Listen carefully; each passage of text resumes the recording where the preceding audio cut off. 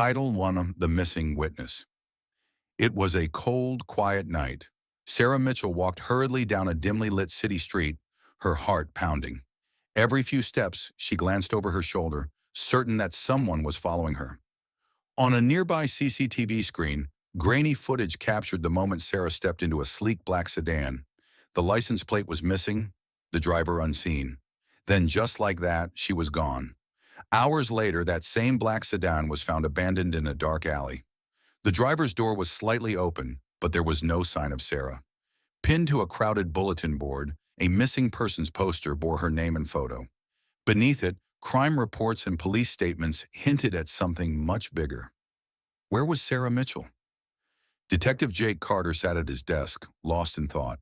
His cluttered workspace was covered with notes, case files, and an untouched cup of coffee. He had solved countless cases before, but this one felt different. Flipping through the classified files, he stopped at Sarah's face. The details of her disappearance were there, but something felt off. Someone wasn't telling the full truth. Vincent Morelli, the city's infamous crime boss, leaned back in his luxurious leather chair. A cigar burned between his fingers as he smirked, exuding power. He had many secrets, and perhaps Sarah had stumbled upon one. Detective Mark Lewis, a respected officer, looked uneasy. His sharp eyes usually held confidence, but today, there was something suspicious in his expression. What was he hiding? David Klein, a nervous-looking lawyer, clutched his briefcase tightly inside the courtroom. His hands trembled slightly, as if he carried something far more dangerous than legal documents. A dark, abandoned warehouse stood in silence. A single dim light bulb flickered, casting eerie shadows along the cracked concrete walls. Secrets had been buried here before. Was Sarah among them? In a cold, lifeless room, Sarah sat tied to a chair. Her breath was shaky, her eyes wide with terror. A shadowy figure loomed over her, silent and watching.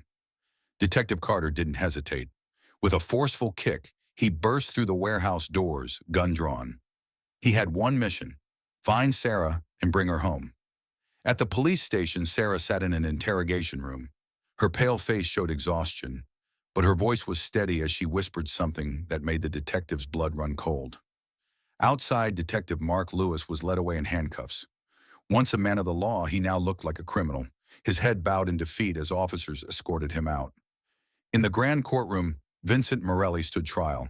Armed guards flanked him while reporters eagerly took notes. The city watched, waiting for justice to be served. Sarah took the witness stand. Though fear lingered in her eyes, she sat up straight, ready to speak.